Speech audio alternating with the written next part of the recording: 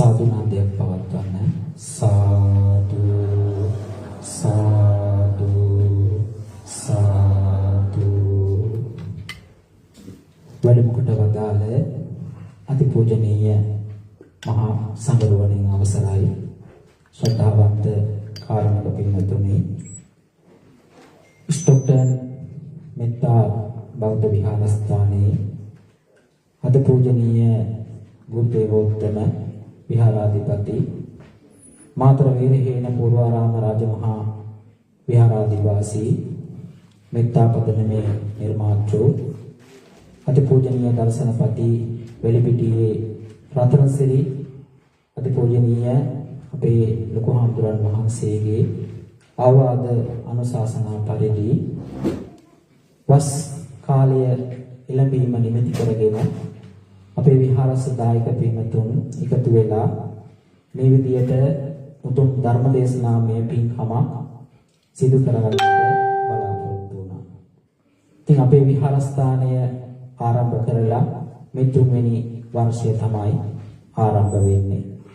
ඉතින් පළමු වතාවට තමයි අපි මේ විදියට උත්සව ශාලාවක් තුල මේ වගේ ආගමික කටයුත්තක් සිදු කරන පළවෙනි දවසේ කටින මහා පින්කම් දෙකක් අපි මේ වෙන විට සිදු කරලා තිබෙනවා.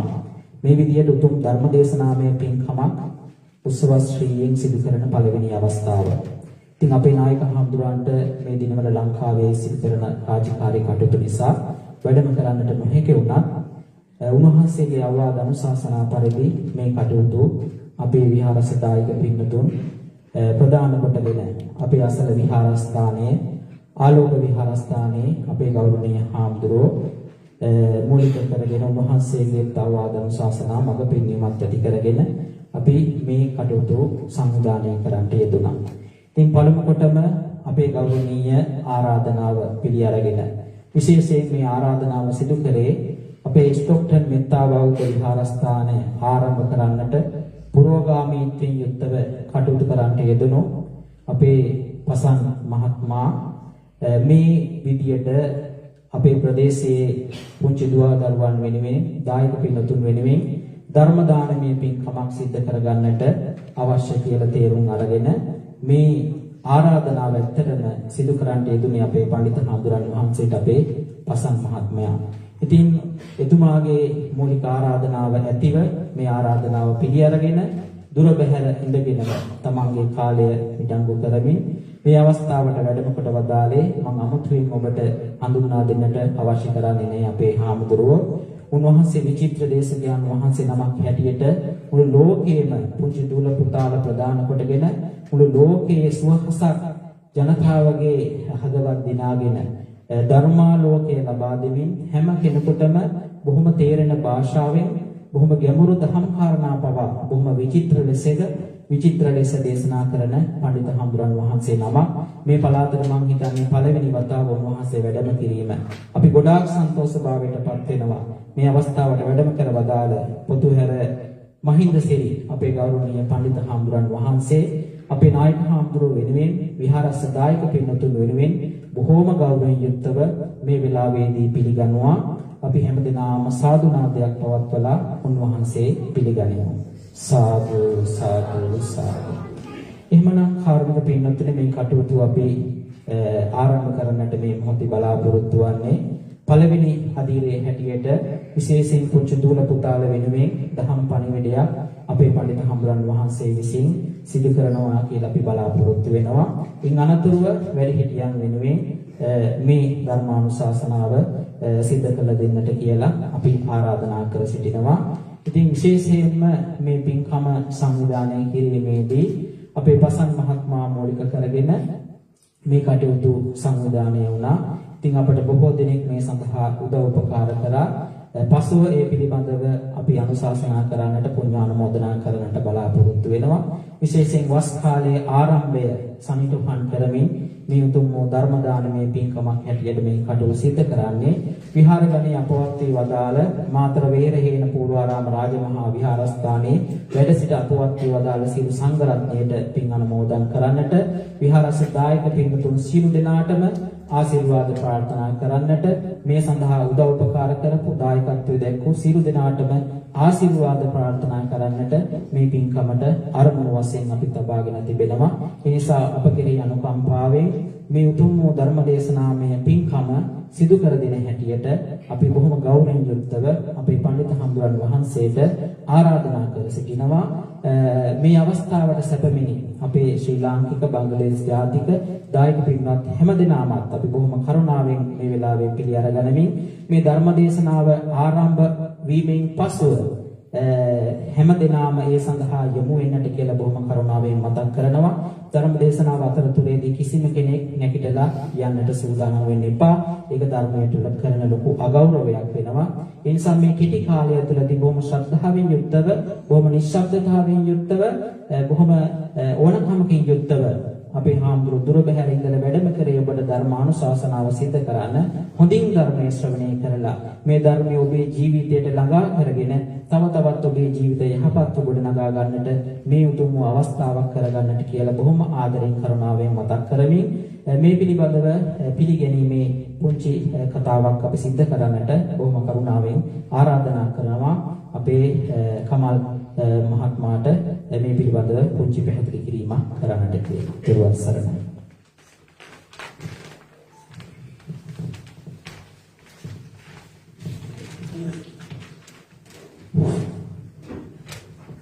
The gift of Dhamma excels all gift.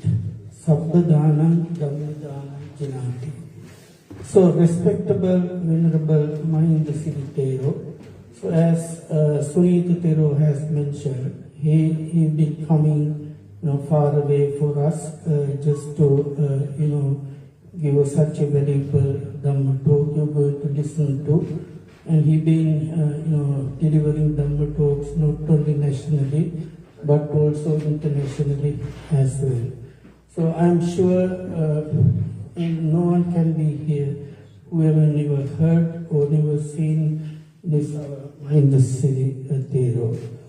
And secondly, our Vimala Buddhi Thero from Aloka Vihara, who been a source of constant source of supporter or giving support to our Sunita Thero and our this Metta Buddhist monastery. So when I came here today, even I could not figure out whether this is conducted by Aloka Vihara or Metta Buddhist monastery, because our Vimala Buddhi Thero, as I said, since we started the temple, he been supporting us very well, holistically, even physically, emotionally, psychologically, and with advisors, etc. And then our Panya Bodhi Thero, representing Bangladesh Buddhist Sangha community, and then all the participants, devotees, children, and one of our meditators, Mr. Darren, and all welcome. And gathered for this virtuous act to make it successful. So we deeply grateful for your presence as well as participation.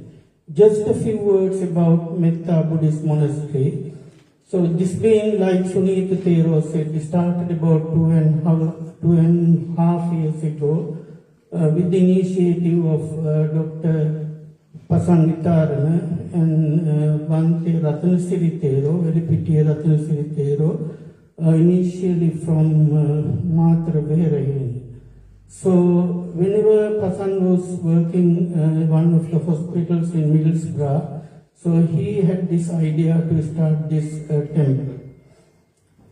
And then, so what we do, so as a Buddhist temple, we've been conducting, especially with the initiatives of Pahala Buddha Sunita Thero, he's been a very good assist to this temple, conducting religious, spiritual, cultural affairs, and then we conduct twice a week meditation in English language, And one of our meditators, like, he's going to have a few words about his experience in a minute. And then we have international DHAMMA school, and students sit for YMBA Sri Lanka examination. So this is the third year. They said starting from basic level up to advanced diploma level. And then, of course, daily puja. And then, but I think I should not take our Bhante's valuable time, just wasting your time as well. So may this gathering inspire us to practice loving kindness, loving kindness, harmony, and of course reflect on Buddha's teaching. So thank you very much. So may the blessings of Triple Gem with you. And before I hand it over to our Bhante, I would like Darren just to have a couple of words, just to show not the belief, but what you experience. Because you are not a Buddhist. I mean, the thing is, I don't have definition to say what's the Buddhism or what's your Buddhist is, what you make a Buddhist. But I think our Bhante will address that issue as well. So therefore, I would like to have just only a couple of words, what you experience, whether you're Buddhist or not, Mr. Darren, so through 40 days meditation. Thank you.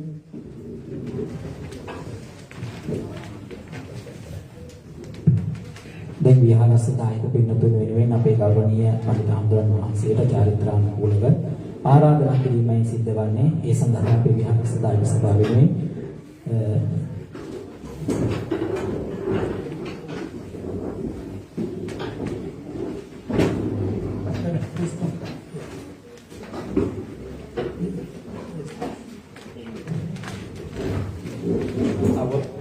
I will make this short and sweet, because it's the first time I've ever spoken in front of a crowd, and I don't think I would have ever been able to do this without meditation.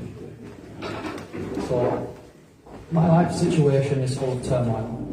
There are those who I have hurt very deeply, and I have also been hurt very deeply. In this pain, I became completely alone. No family, no friends. From this, my fear arose to an all-consuming point. But I've known true meditation now for over 40 days, thanks to Kamal and the Metta Buddhist monastery. It has a profound change on my life and on my mind. And it's just been an absolute spiritual blessing for me. Here's to 40 more years of meditation. Namo Buddhaya. Thank you very much. අපි එහෙනම් සමමයිනවලට මතක් කරනවා අපේ හාමුදුරන් වහන්සේට ඒ චාරිත්‍රානුකූලව ආරාධනා කිරීම සිදු කරන්න.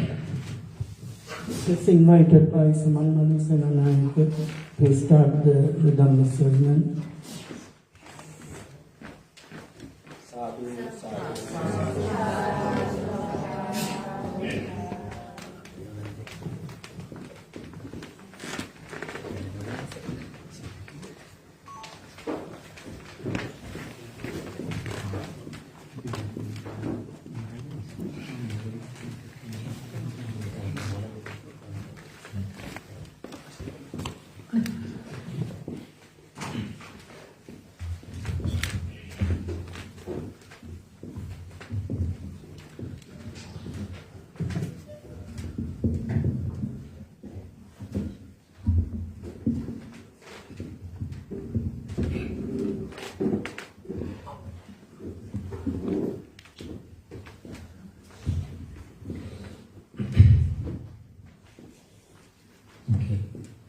So, before we start our session, let's all together pay homage to our great teacher, Supreme Buddha, and let's go for refuge to the Triple Gems.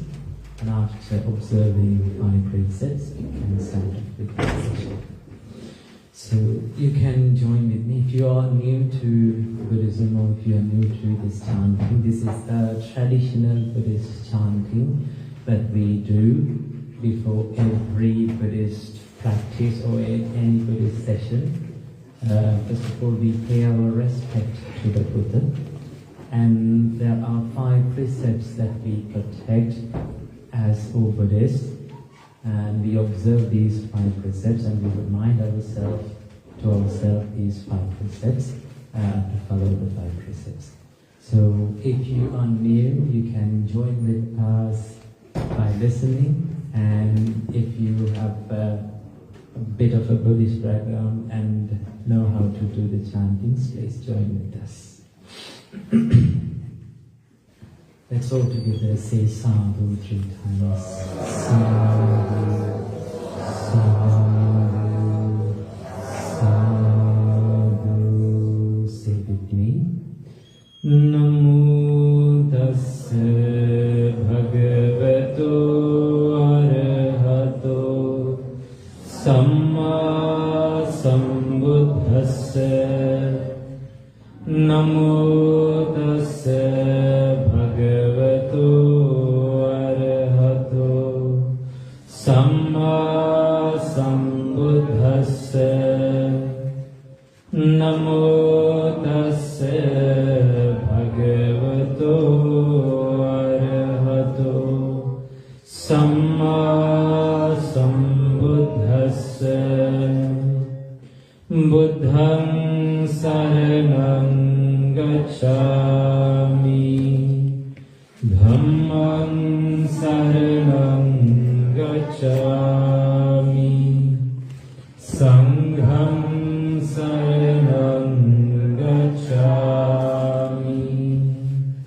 Ditiyampi buddhang saranang gacchami. Ditiyampi dhammang saranang gacchami. Ditiyampi sanghang saranang gacchami.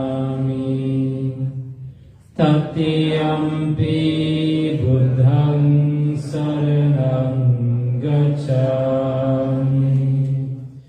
Tatiyampi dhammang saranang gacchami. Tatiyampi sanghang saranang gacchami. Sadhu,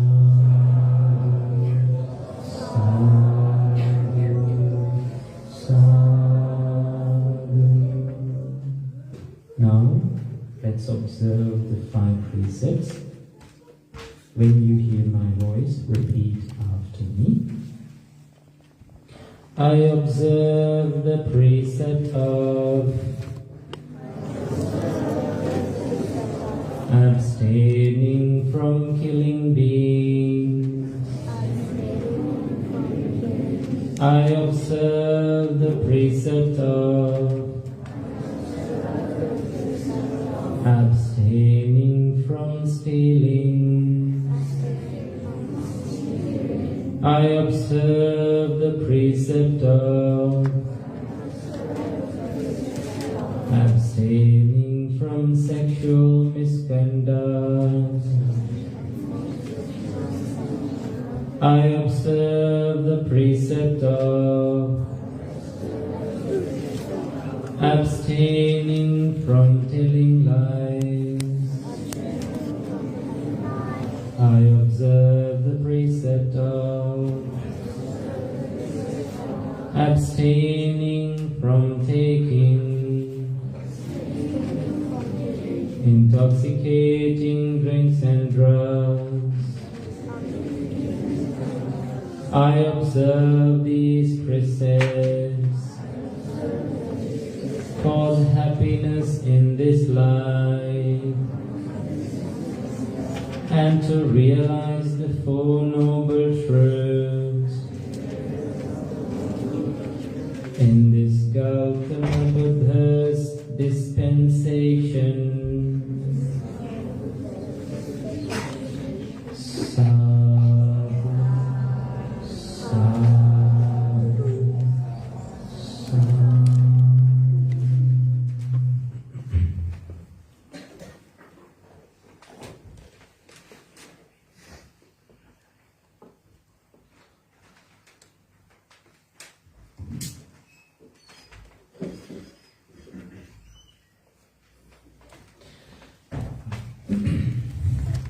So next, let's take a few moments to settle down and come into this present moment. Because I know all of us have been from a lot of places, different places. So it's the best time for you to come into this present moment and settle down. So to do this, I would like all of you to sit your backs straight and relax your shoulders.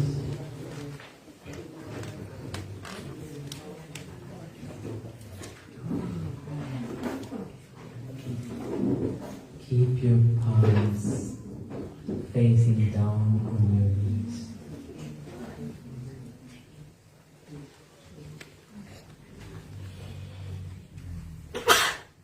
Relax your shoulders.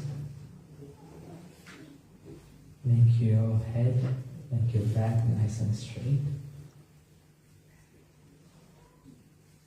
And gently close your eyes.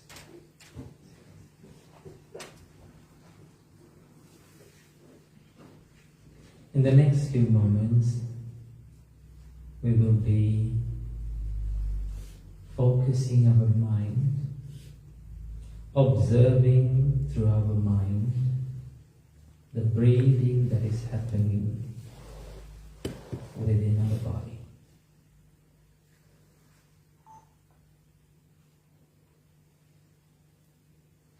If you focus your mind on your breathing, you will realize that as you breathe in, the cold air moving through your nose and filling your lungs, expanding your chest.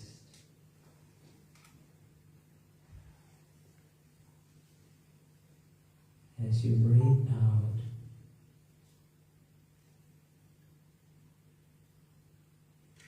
warm air moving out through your nose, contracting your chest and emptying your lungs.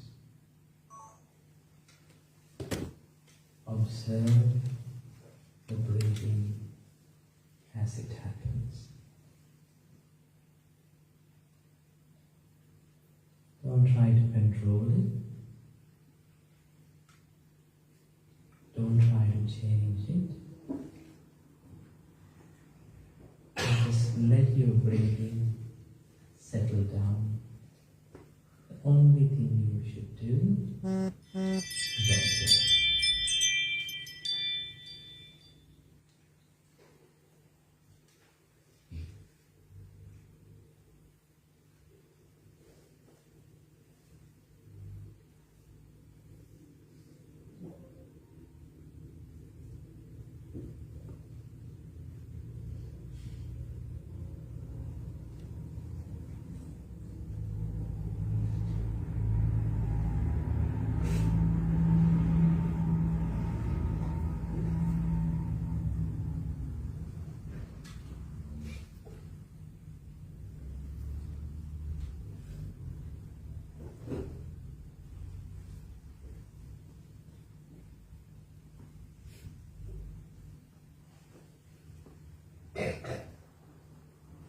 Once you realize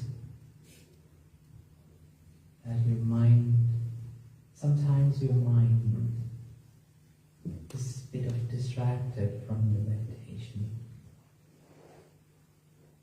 It starts to wander away from meditation, go away from meditation. If you find yourself being distracted, kindly give the kindness to your mind, be kind to yourself, and bring back that distracted mind back to focus.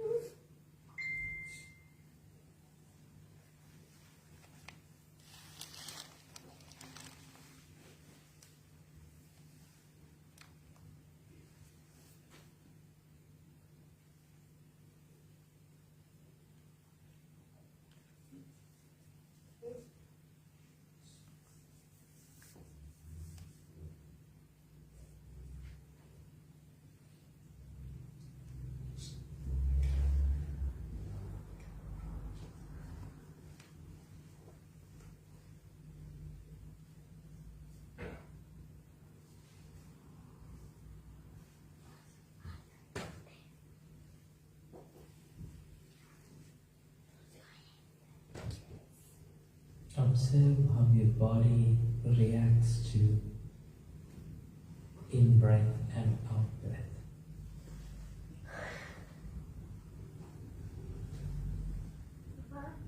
With every inhale and exhale, our body expands and contracts.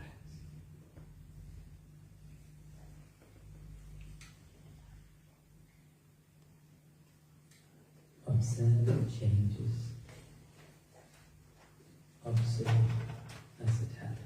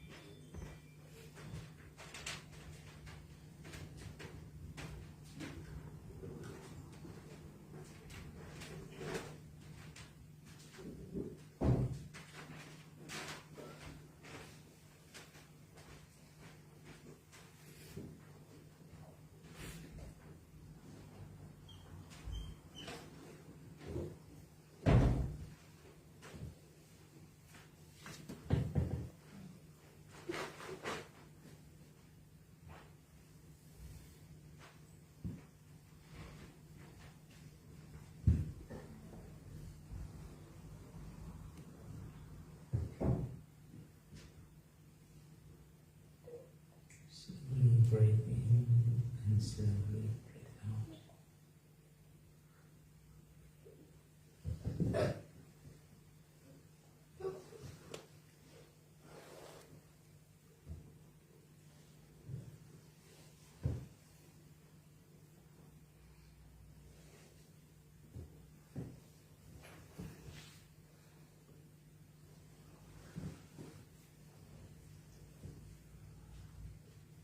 And now, let's bring our palms together slowly.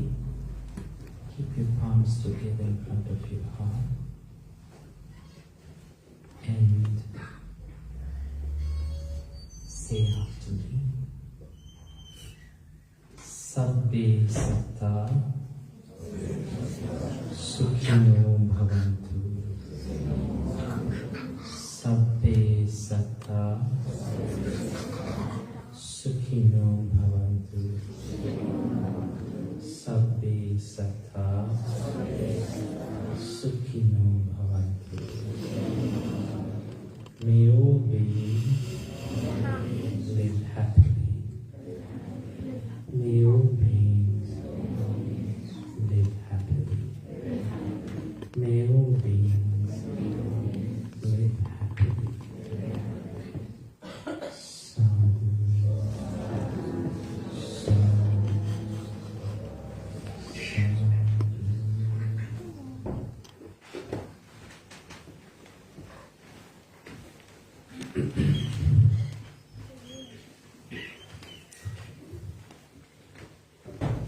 Venerable Mahasangha, dear meritorious devotees, before I start my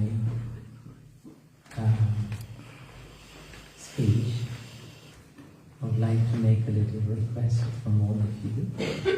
If you can keep your mobile phones silent during this speech and during this session, it would be a great help for others to concentrate as well. Okay, so I was invited and I was asked to do a kids session first, to talk to kids. But when I sat down here, I see kids of all ages. Huh?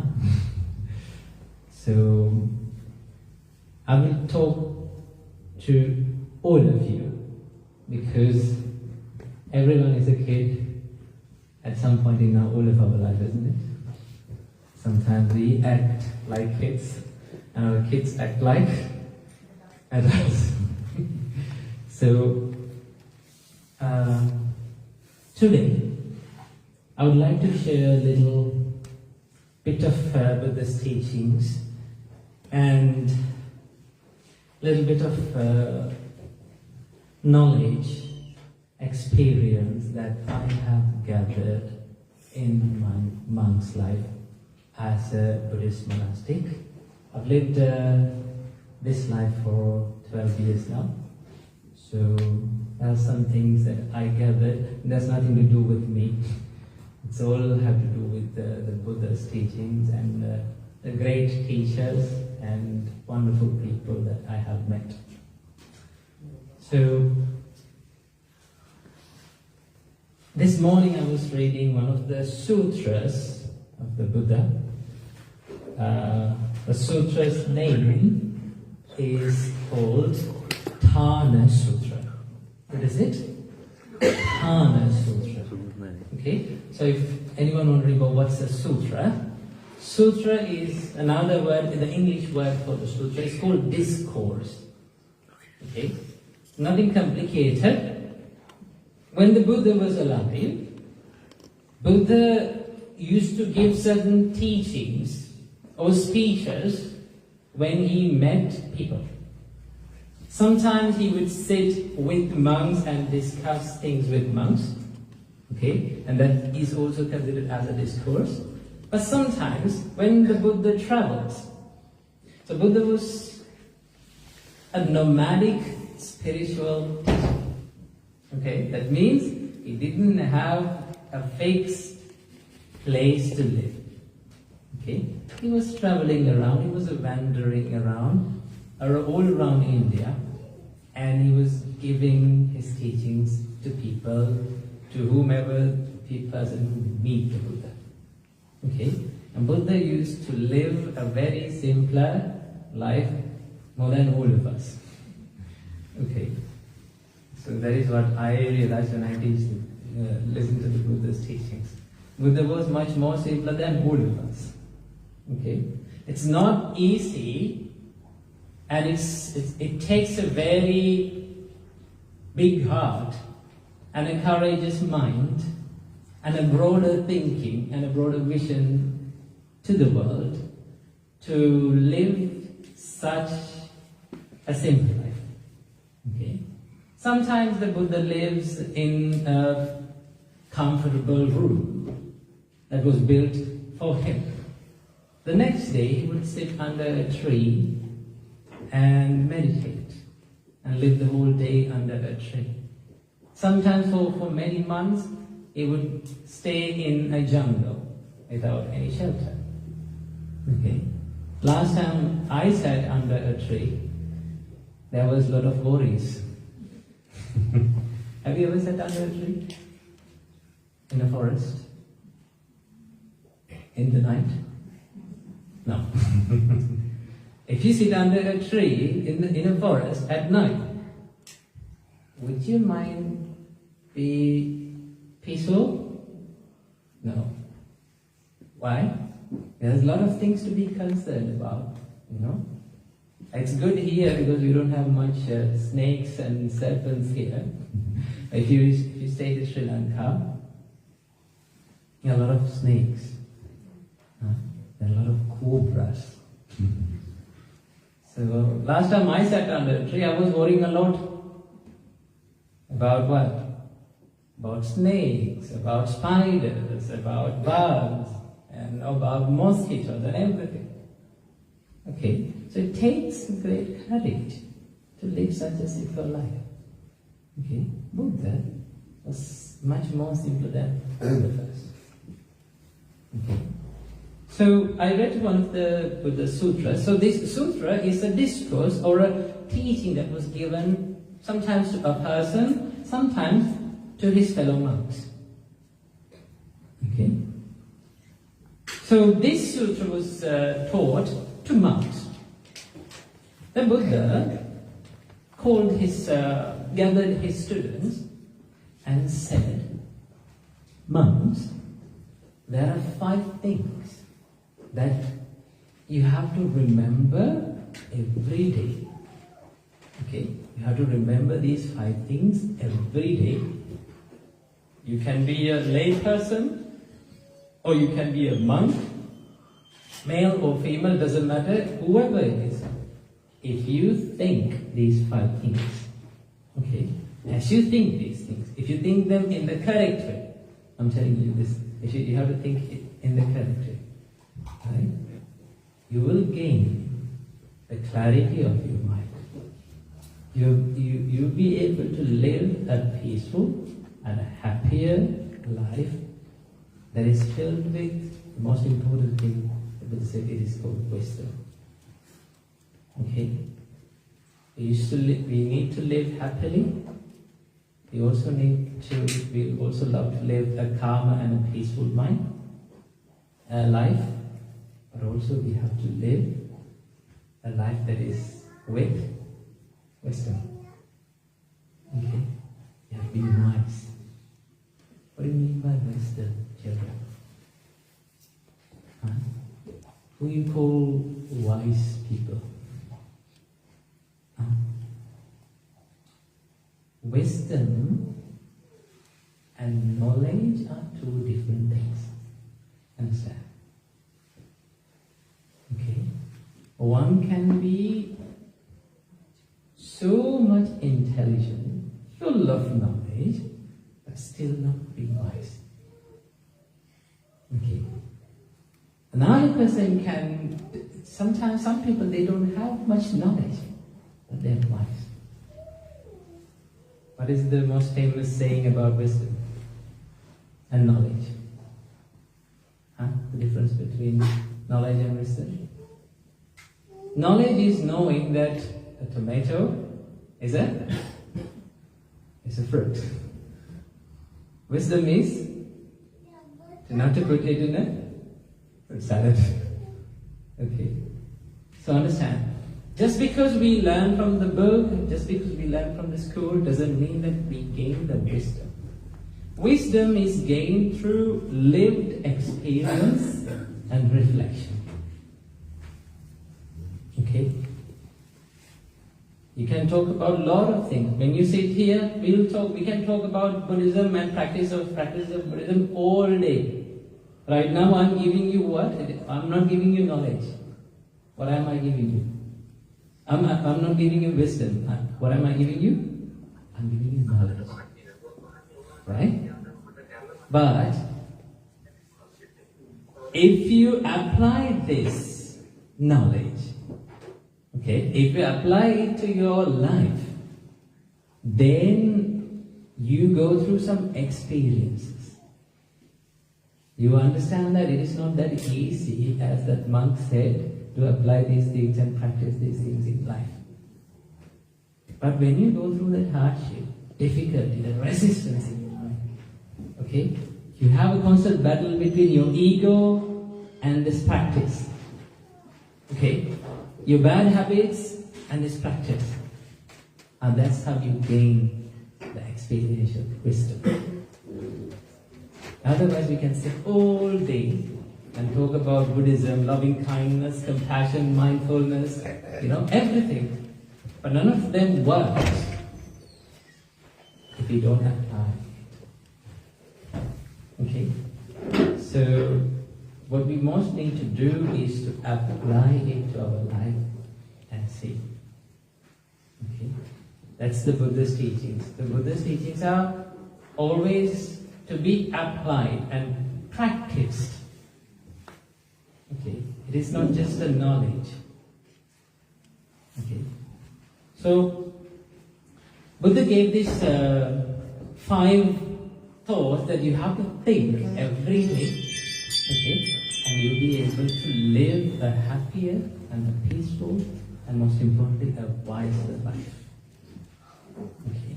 So what are these 5 things? So when I say these things, it may sound sometimes, for some person, it might sound a bit negative, a bit pessimistic.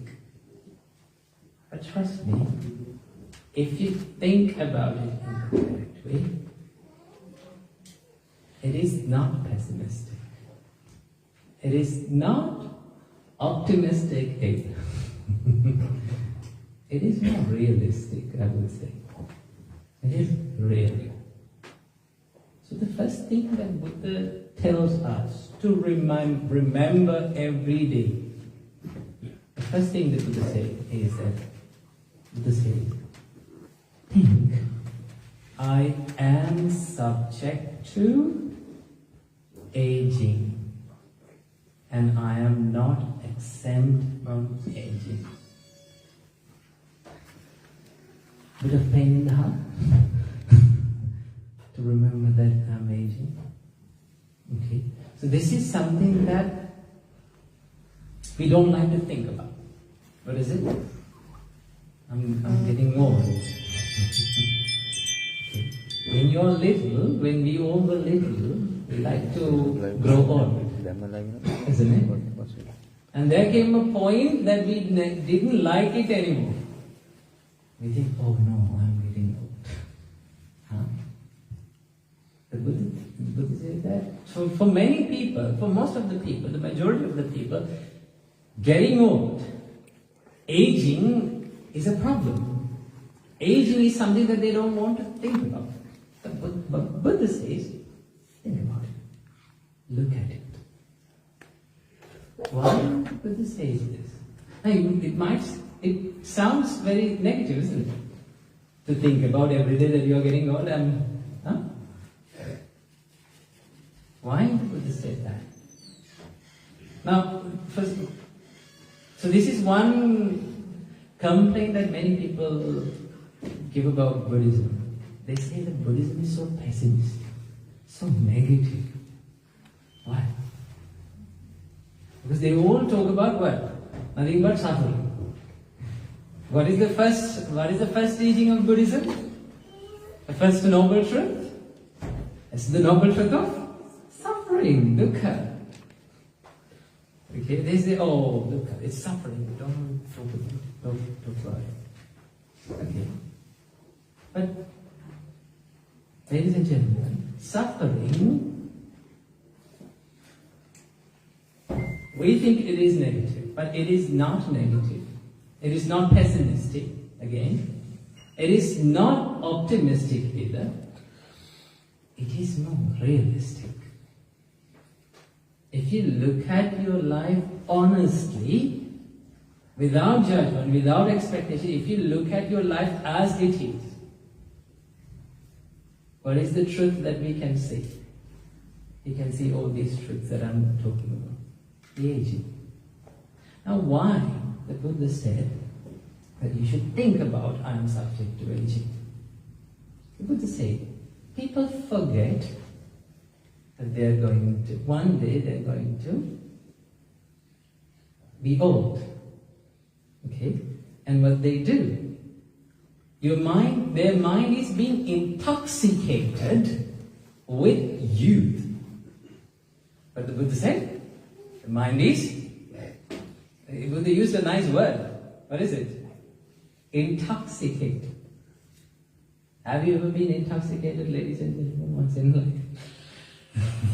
Huh? Too much intoxicated that you can't think of anything? What happens once we become intoxicated with any kind of a drug?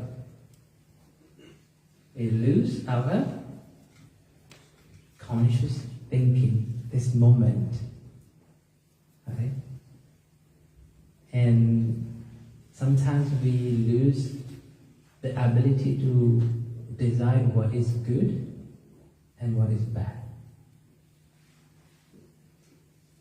And people take bad decisions when they're drunk. I had a friend who is he was very good at drinking. Okay. So I was the only person who was not having any kind of a drug in my friend group. Do you know why I was kept like that? I was not allowed to drink either. My friends didn't allow me to drink. Because I'm the only one who was having a vehicle. So when they get drunk, I have to drop them home. Okay. So I was not allowed to take anything. So in that case, I was saved by that. Okay. So he was very good at drinking. So I asked him, why do you drink so much? And he says, a lot of issues, man. A lot of suffering, a lot of pain in my heart. So I drink it away. And I asked him, okay, so you drink it away. So after you drink, the problems are gone. And I forget it for a while. Then after that, what happens? The problem still there. You fall back to the same place again. So what do you have to do? You have to drink more. Okay? And drink more. Okay. So that is something. That is what happens when our minds are being intoxicated. Our minds are not only being intoxicated, ladies and gentlemen, only with the drugs, but also with other things. The Buddha says that sometimes our minds are being intoxicated with youth, so that we waste that valuable time. Okay, we waste that valuable time. We lose the gratitude towards that time period. Right now, there are young people here. You all have a good youth energy, young energy with you. Okay, and this is not going to be with you forever. Okay, so this is a good time for you to create a better life. Use that energy for something good, to create something good in your life. Okay. So the Buddha says that think about it every day. The second one, the Buddha says, think that I am subject to illness. This body is subject to illness. Isn't that something that is negative to think about? Oh, think about like, oh, I'm going to get ill one day. No. Think that this body is subject to illness. Is that true or false? Sure. Okay. Why the Buddha says that you have to think about this? The Buddha says, your mind sometimes gets intoxicated with health. So you take this health for granted.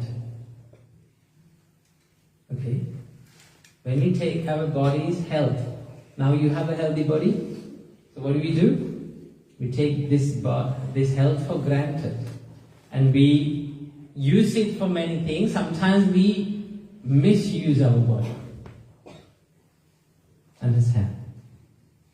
Sometimes we misuse our body and we don't think about the health.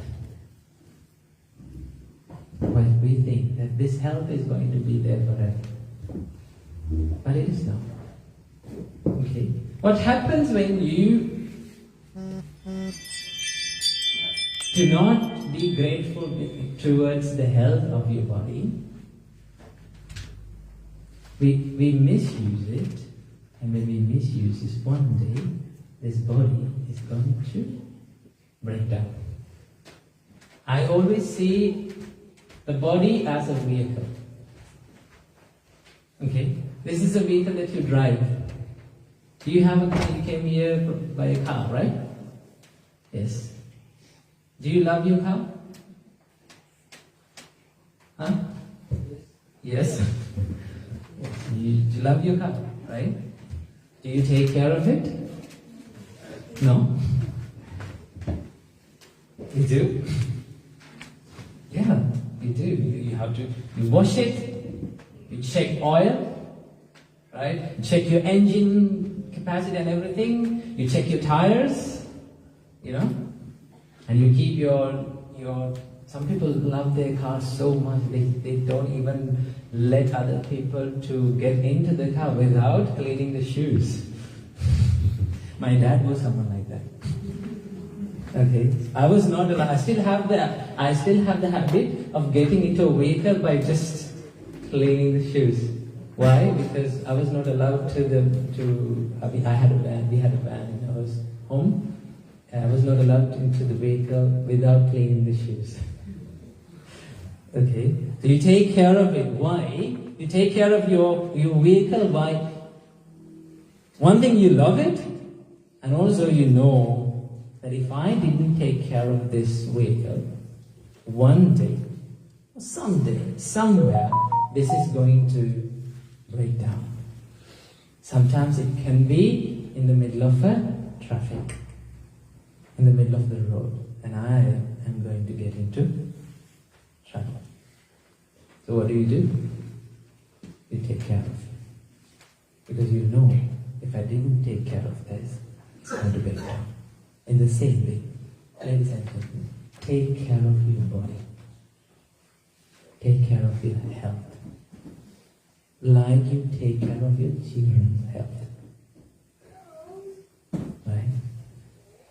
Some of your parents here, do you love your child? You don't?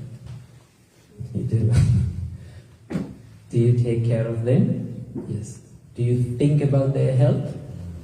Yes. Do you give them good food? Yes. Can you do the same thing to yourself? That's my advice for you. Be a parent to yourself. What do you have to do? Give good food. Okay? Give good food. Then educate yourself. Teach yourself good things. Right? When you fall down, when you mentally fall down, you have to do things and you have to act in a way that you support yourself. Okay? When your children fall down, when they fail, when they are upset, are you there to support? Always? Yes. Can you do the same thing to yourself? I think you can. Okay. Aren't you the biggest supporter in your children's life? Yes. I think you are not the biggest critic in your children's life, isn't it? You're not? Don't be the biggest critic in your children's life. Be the biggest supporter. In the same way, be the biggest supporter with them. Okay. So this is what you call loving kindness. Loving kindness always, ladies and gentlemen, starts from yourself. In Buddhist meditation, there's a meditation called loving kindness meditation. This was not originally introduced by the Buddha as a meditation, it was a virtue that was practiced. When we do the loving kindness meditation, when we sit down, close our eyes, the first thing that we do is say, may I be healthy. May I be happy. May I live in peace. Okay, may I live happily. Why do we do the loving kindness to ourselves? In fact, sometimes people say this is against Buddhism because Buddhism is about not self, letting go of yourself. But why do you practice loving kindness to yourself? You can't let go of yourself by hating yourself. First of all, you have to let go of it. To let go of yourself, first of all, you have to be kind to it. That's how you let go of it. Okay? So, we think, may I be free from anger. That's a wonderful word to think about. What is it? May I be, say it with me, may I be free from anger. Okay? That's an amazing word. What do you think about yourself? May I be free from anger. Not other people. In arguments, We wish that other people, you have to let go of your anger. First, no. First, you think, may I be free from anger. Because, ladies and gentlemen, after many arguments, after many experiences like this, you will realize that I can't control other people's anger. I can't control how other people act, behave. I have very little control over them.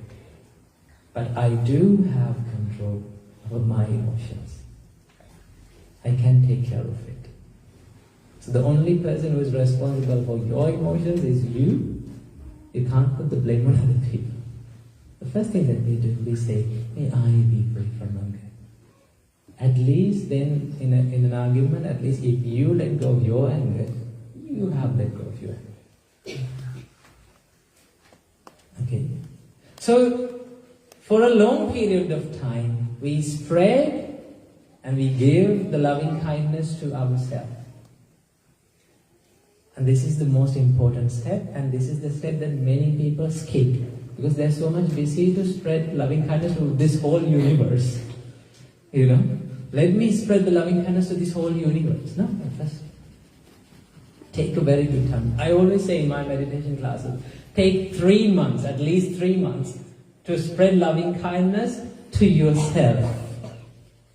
The whole meditation session, the only thing that you might have done is just spreading loving kindness to yourself. Do it until you feel it. Do it like you're wishing well-being, happiness, success of your child. You know, as a Sri Lankan person, I grew up in Sri Lankan traditional Buddhist family. So every time you go out of the house, you have to worship your mom. Okay? You go to the school, in the morning you worship your mom and dad. If your dad is not at home, he's at work, you have to worship to the photograph. That's how we do, right? If the dad is not at home, if he's working abroad or somewhere, you have to worship, at least you have to worship to the photograph. And go. Okay? So, paying respect to and worshipping to your elders was a part of our culture. So, every time when I go out to school or classes or anything, I worship my parents. And they do a little blessing. They say, may you be healthy. May you be happy. May you live in peace. And that was a genuine wish that was given by the parents. When you bless your child, you bless with the whole heart. Okay? What if that blessing was given to you by yourself? So that you get filled with your own loving kindness. You look at yourself with kindness, not with expectations, right? Not with judgment, not with hate, but with loving kindness and compassion. Okay? So that you get filled with loving kindness. Once you get filled with loving kindness, what comes out of you is also loving kindness. People ask from me, Bhante, why it is so hard to practice loving kindness and why it is so hard to keep your mind in peace and calm when we are working with people. Why? Because what is filled inside is what comes out. If we are filled with loving kindness, what comes out of us is also loving kindness. If we are filled with hate, with ourselves, self-hate, what comes out of us is also hate. Okay? Sometimes, ladies and gentlemen, we hate ourselves more than anyone in this world. isn't it? You judge yourself more than anyone in this world. I don't know about you, I judge myself a lot. Sometimes I hate myself. Okay? And that is how. So that is why the hate comes out of us. So loving kindness meditation helps you to, little by little, accept who you are, accept what you can do and what you cannot do, and forgive them and support those inabilities little by little for you to be good at it. You know? That is a good thing. So that is why the Buddha said, think about your health. Okay, remember that it is not going to be permanent. Okay, that is the second thing. The third one the Buddha says, think about, don't get scared now, okay? Think about death. Okay, think about that you are subject to death. Okay? Now when you think about it, people become afraid. Why think about death? But it is there. Okay? I will combine this one to the next one. Okay? And then explain it together. It's easy. Then the fourth thing that Buddha says that we have to remember every day is, Buddha says that, think that one day I have to be separated from everything and everyone that I love. Isn't that the truth? Yes, but it is a hard truth. So why did Buddha say to think about these pessimistic things? Buddha says that if you know that you are going to be separated, then only you become truly grateful for what you have, for the people around you. Sometimes we think that the people around us, the people who you love, people around you, people in your family, we think that they are going to stay with us forever. No, it's not going to happen. I'll tell you my experience of how impermanent your people around you are. And sometimes we hold on to grudges, we hold on to anger, and we hold on to these little arguments and issues. We keep them in our mind, and we spend the rest of our life with that anger. We are unable to let go of that. You never know. You lose that person, and you lose that person. That's a whole lot of guilt. Learn from me. Okay? Ladies and gentlemen, I had a friend who was one of my closest friends. And he was my classmate. And we were like together, everything, you know. So when usually in Sri Lanka, in our classrooms, what we do is in the lunch break, we get this kind of a desk. And we put all the food into one desk and we eat all together. Okay? So he was one of my closest friends. And we had a big fight. One day we had a huge fight. Okay. Huge arguments. And I was successfully managed to break him into pieces. Okay. One thing that you don't know about me is that I'm very good at verbal insults. Okay, I'm very good at making someone emotionally broken. Okay, I was. Okay, and yes, so we had a huge argument, and I was successfully managing to break him into pieces, and not even to talk about anything. So we had this issue. And after you do that, one thing that your heart knows that you did something wrong. Right? So I had guilt.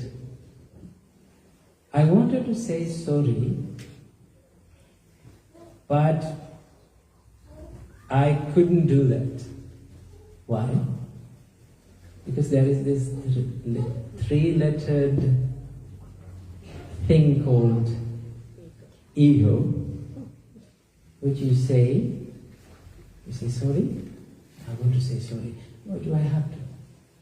I don't want to.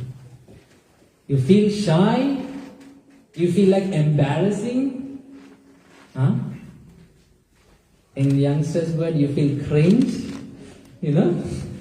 to apologize to someone. And what happened? I didn't, for a long time.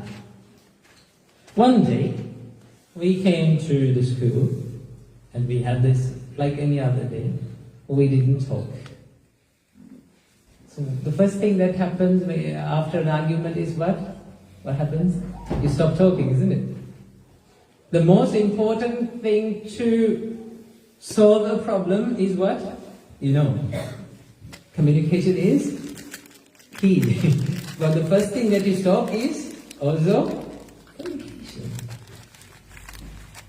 Okay, so we didn't talk. It wasn't like any other day, we went home. I went home, he went home. And in the evening, there was a huge rain. It's not like here, we get like torrential rains in Sri Lanka. Okay? So once you get such rains, they're like everything floods. And in the evening, around like 7:30 p.m., I get a call from my friend, one of my friends. And he said, the word that we use in Sinhala language for mate is called machan. Anyone in Sri Lanka, they know it. From Sri Lanka, they know. They call me and say machan. My friend's name was Nilan. And I said, machan, Nilan, he's dead. He's gone. Then I asked, what happened? And he said, he has drowned in a river and died. This guy and his brother has gone to see a river like overflowing because of the floods. And his brother had fallen to the river, and this guy had jumped to the river to save his brother, but for some reason the brother got saved. He drowned. Next day, ladies and gentlemen, I walked into his funeral. I want to say sorry, but I'm too late now. The only thing that I could do was I held into his feet and I said, Machan, I'm sorry. But I know I'm late. So this guilt I had with me for a very long time, until I became a monk, and I managed to get rid of that guilt because every day I share my merits with my friend now. So, ladies and gentlemen, people around you are not going to be with you forever. Sometimes there are people in our life that we have to say sorry to. Don't be late. Say sorry. Don't be shy to say sorry. Don't feel that you are embarrassed to say sorry. Saying sorry is something that a great human, a human with a broad heart, a big heart can do. Not everyone can do. On the way we were talking with the gentleman I came with, and he said, like, I have one of my friends, his wife, she never says sorry. So, sometimes we have to say sorry. Ladies and gentlemen, sometimes we have to say sorry even when we are right. a nice saying that says, the person who says sorry when he's wrong is called honest. The person who says sorry when he doesn't know whether he is right or wrong is called wise. Okay? And the person who says sorry even when he is right is called husband. Okay. Sometimes you have to say sorry to save the marriage. Save the relationship. I'm not saying only a husband, sometimes the wife has to say sorry. The wives will be upset with me. Understand, when you say sorry, it doesn't mean that you're wrong. Okay? It means that you value people than being right. Okay? You value the person. What if we won the argument and we proved ourselves right, but we lost the person? What is the most important thing in life? To be right or to have people around you? The relationships that you have in life. To prove yourself right always? Where does it come from? To prove yourself right? It's another form of that three-lettered word. What is it called? Ego. Okay. Understand, at the end of our life, we have to leave everything, every argument that we have won. Does it matter? Every competition, every argument that we have won, every competition that we have won, every title that we have had, every luxury that we have had, do they matter? No. We have to leave them in this material life and we have to move. Understand? We are not the owners of this life. We just have rented this life for a while. Your body, you have rented it. Think about it. You took it from earth. Right? And you give it back to earth. In the meantime, you have used it. Okay? So that means you haven't owned anything. Shall I tell you a magic thing? That's one thing that makes you happy. If you have owned, so now you know that we have rented this life. That means we have not owned anything, right? If we have not owned anything, have we lost anything? No. To lose something, you have to own it. But you haven't owned it. You have just rented it. So while you are renting this life, right, while you are using this life, use it with care, use it with love, and use it with understanding and wisdom. So that is why the Buddha said, remember that I am going to be separated from people that I love one day, and sometimes they are going to be separated from me.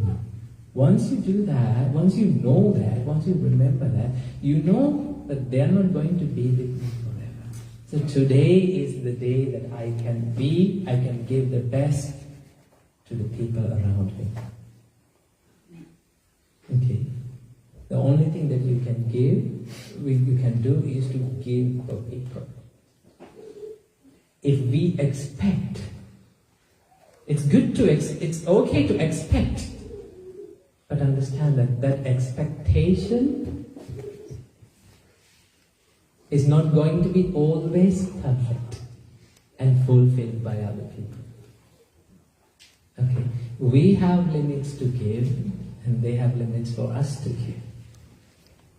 Okay, so that is why the Buddha said that remember that you have to be separated from these things. And the final thing the Buddha says, remember that what I do is always come back to me. It's called karma. Now, can anyone give a little definition to karma? What is your understanding about karma? You've heard about this, no? So when we were little, our parents taught us what is karma. That if you do good, the good will happen. Okay? If you do bad, something bad will happen. Okay? So when I was little, I thought that, okay, if I do something bad, okay, this bad thing will be remembered and stored in somewhere, and one day it will come back to me. Later, when I studied Buddhism as a monk, I realized that karma is nothing but cause and effect. Understand?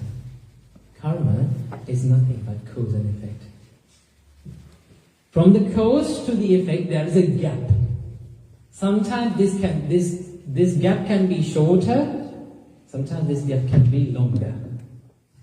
Let's understand it something like this. From something like this.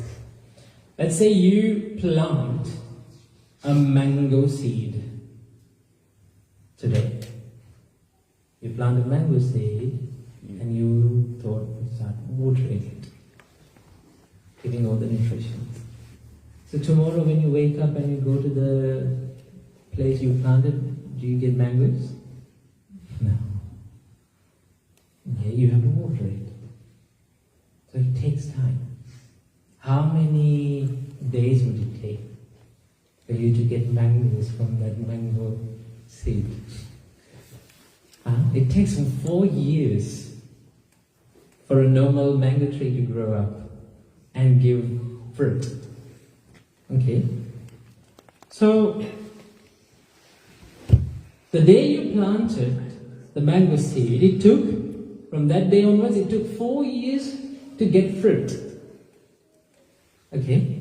Now, after 4 years, you're walking to a mango tree which is full of mangoes. If you ask where all these mangoes came from, were all these mangoes inside the fruit, inside the seed? Did the mangoes come from the seed? Did the mangoes, were they inside the trunk or leaves or branches? No. Okay. The seed had the potential to give the mangoes in the future, but it took time to process. Okay? In the same way, when we do things, the Buddha says, when we do things with intentionally, there are intentional actions that we do. Okay? When we do things with intentionally, say things with intentionally, think intentionally, the karma is being created. And that is the cause, that is the seed.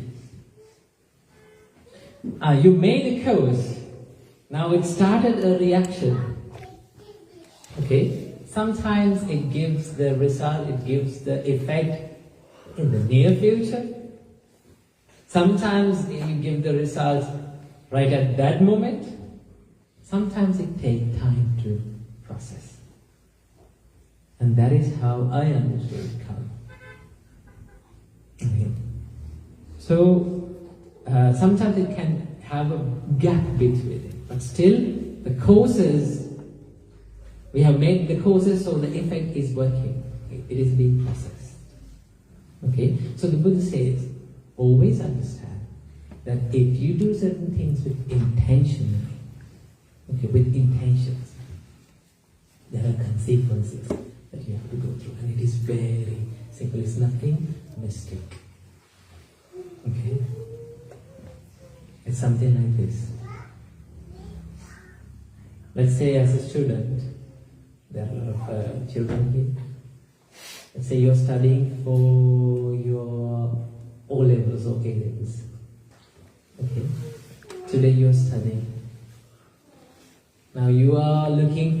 you're wishing for a good what? A result, isn't it? So to have a result in the future, what do you have to make? You have to make causes right now.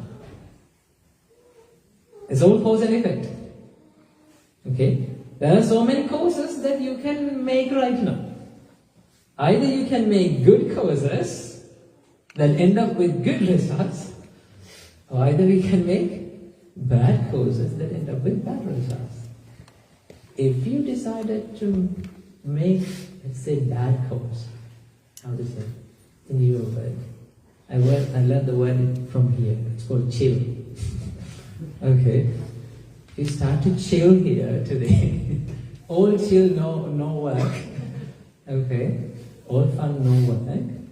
It generates certain results. Okay? Now, when you get the results, you wonder what happened. Isn't it? Then you think, oh, I should have done these things more. I should have done those things more. Isn't it? So that's it. It is all cause and effect. Life is all about cause and effect. Okay? Why you are here today is because of a cause and effect. You made an intention to come here. Did you? Without intention, did anyone come? I just sleepwalked inside? Nobody, yeah? Everyone came with an intention. Okay? You came here with an intention. Okay? You're staying here with an intention. When you're leaving here, you leave with an intention. So it creates certain cause and effects. Cause and effects. It is cause and effects can be seen in your life personally. Cause and effect can be seen in the nature. Okay? And this is what we call karma. Understand? So the Buddha says that always remember that there is this force of cause and effect behind your life. So what you do right now is the most important thing. If you understand how karma works, you become more present and more mindful about your present work, your present action. This is what creates our future self. Right? This is what creates our future self. That is what we say. Remember these 5 things. What is the first one? I am subject to aging. Second one, I am subject to illness. Third one, I am subject to death. I am subject to separation. And the fifth one, I am subject to, I am under the law of cause and effect, karma. These are the 5 things. Okay? So, the Buddha said that if you remember these things every day, one of the most important things that you gain is you gain the gratitude towards life. Okay? The mother of all the virtues, all the human virtues, is called gratitude.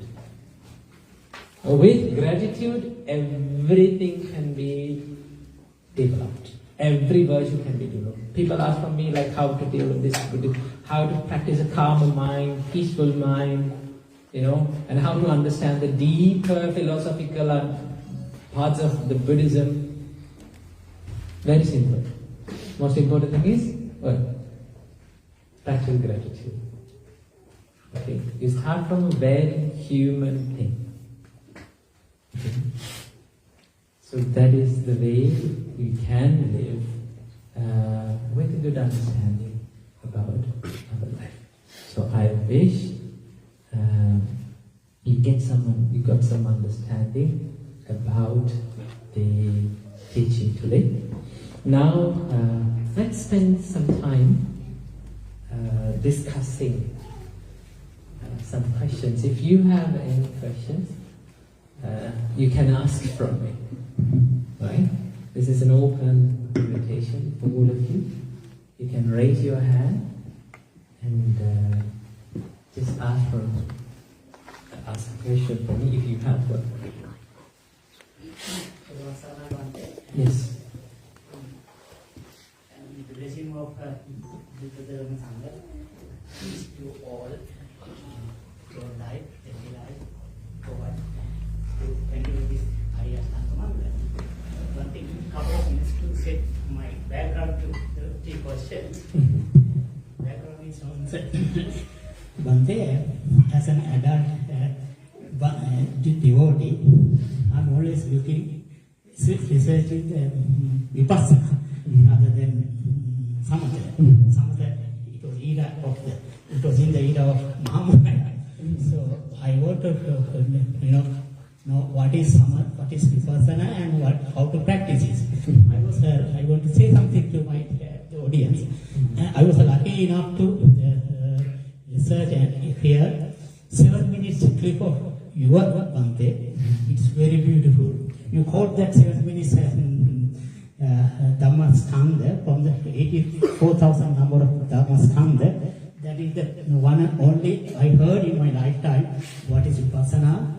What is how to practice it? So I just remind you that quote that is I can read basically. I wrote down because I'm not well enough to read Pali.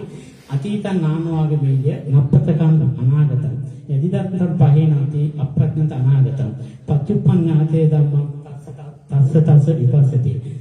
Bhante, now referring to the last two sentences, Patupanyate Dhamma Tassatasa Vipassati. Based on this, I have three questions. Number one is Bhante. Yeah, this is a very beautiful explanation. Now, how to, you further elaborated that,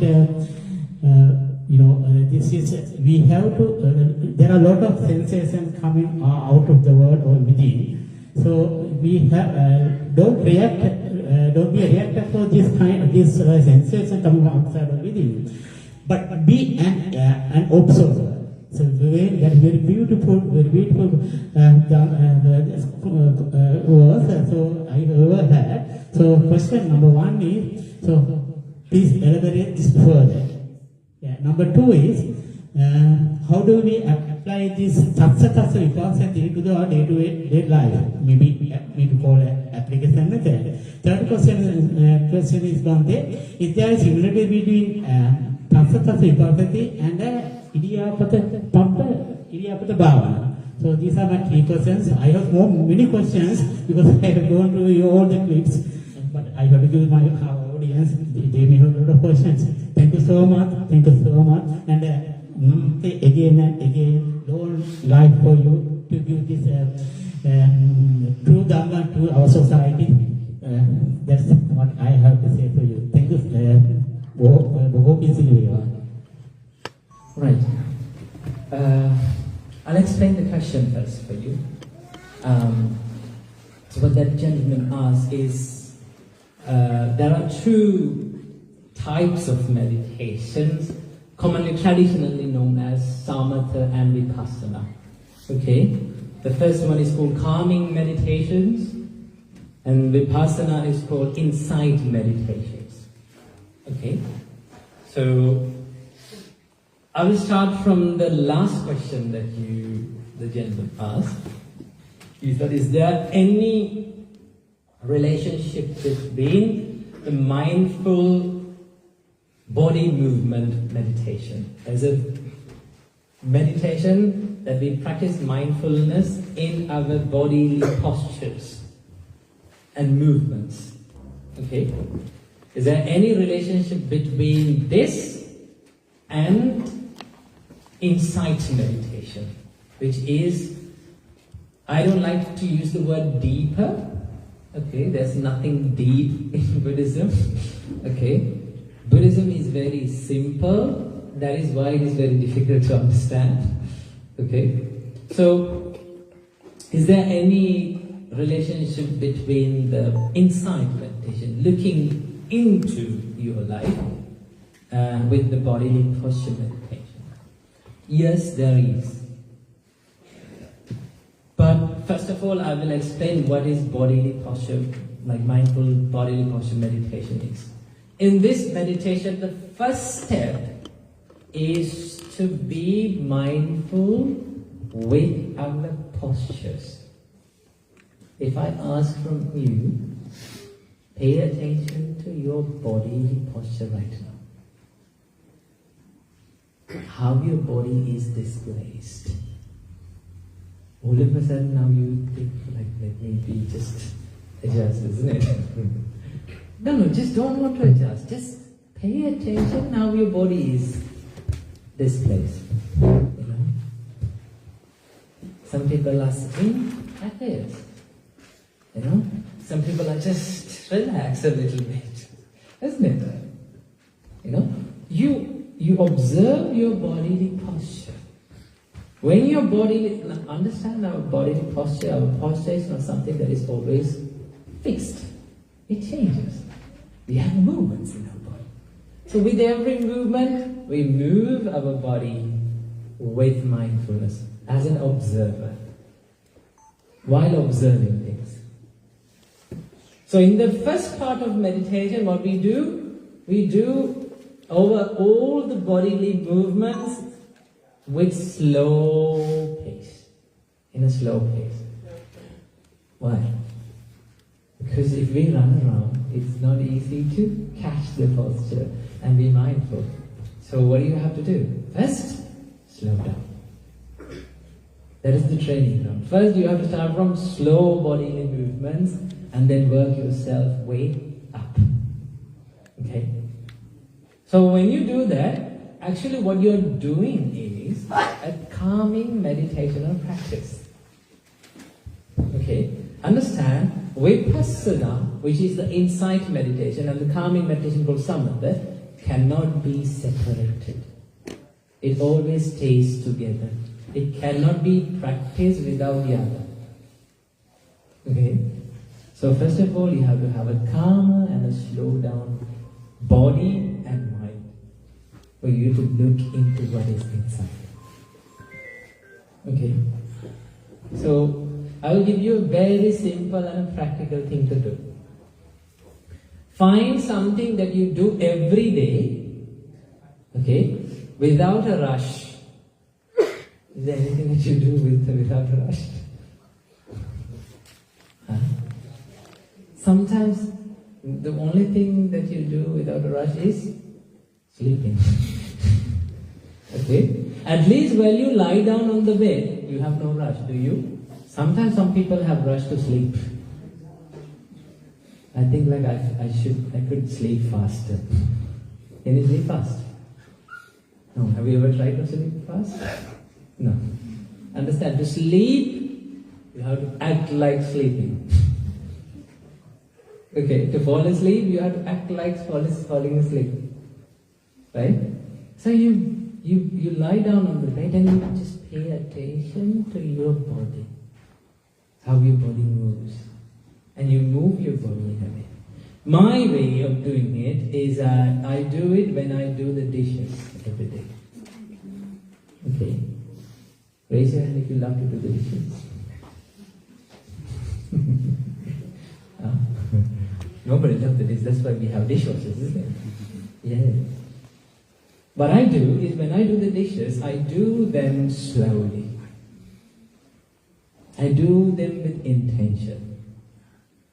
I clean every part. Okay? Sometimes when we cook in the morning, we are in a sweat, so rush in our mind. Throw everything to the sink and we run. Isn't it? But if you can take few moments and clean it, okay, with intention, that is something that you give your attention to this present moment. That understand, these things should be practiced in our day-to-day very simple actions, with our very simple actions. Okay? What I do is I do the dishes slowly, with intention, with love. Okay? So what I do, I wash them and I put them in hot water and then I clean them and I put them in the drawer. So the thing is finished, but while you're doing it's like a flow. Understand? You're flowing with it. You're not thinking while doing it. Okay? You're not thinking while doing it. You're flowing with it.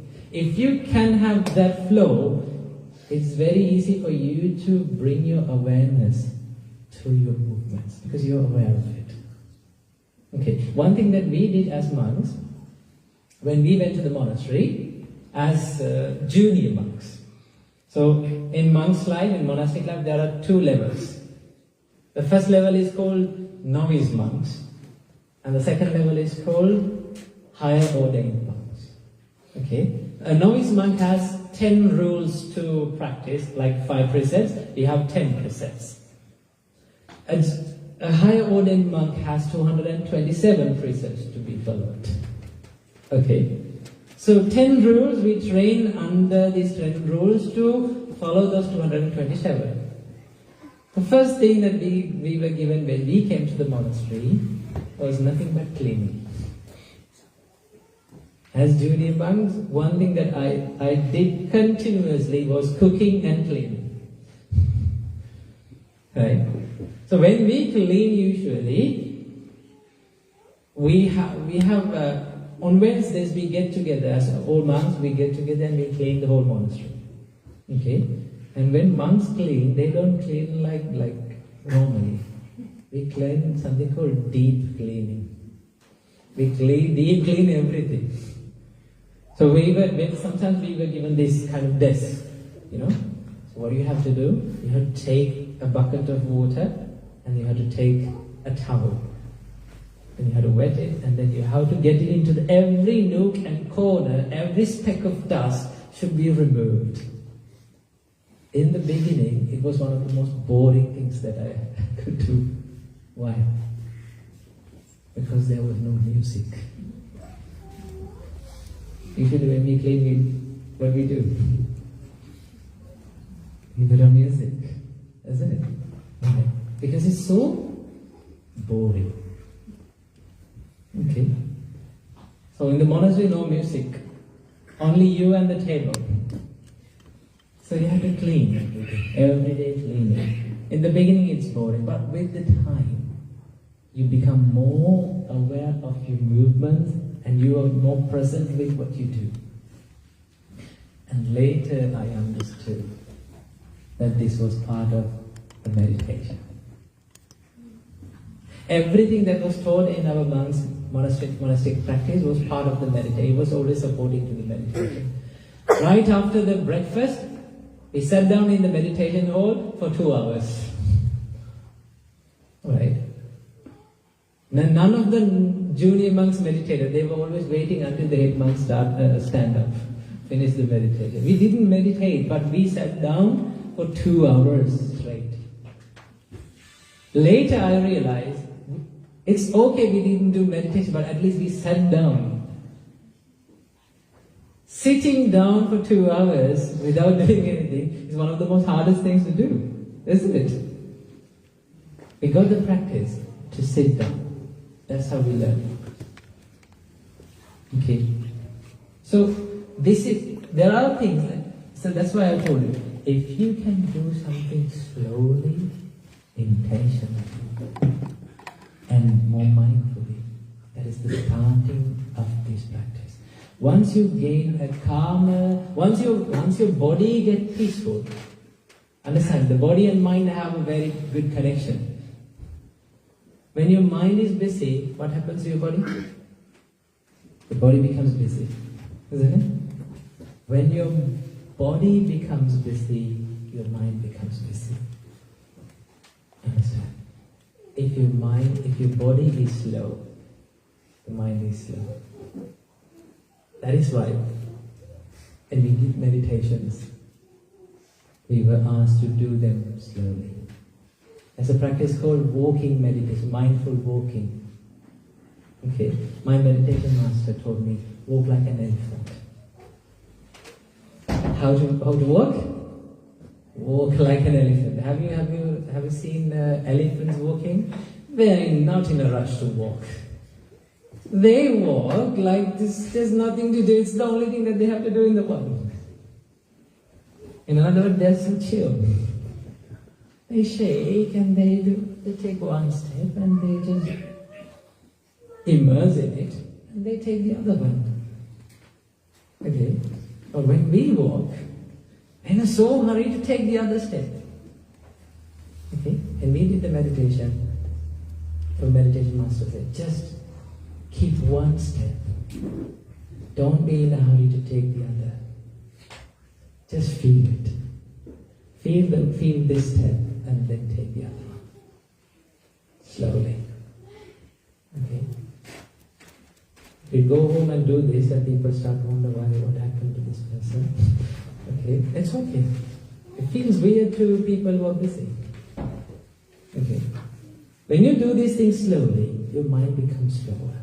Once your mind becomes slower, calmer, it's very easy to look into your mind. And that is called vipassana. Looking into your mind is called vipassana. Looking through your mind is called vipassana. Right? Right now, our whole attention, awareness is to outside.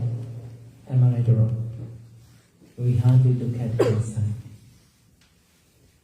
So take some time to observe your thoughts, observe who you are. When we sat down, we observed breathing. That is something that is within us. You know, this is your home. So always come home. This is the most safest place that you can ever be. Okay. But we are hardly at home, isn't it? We're far away from home. Isn't it? Come home. Okay.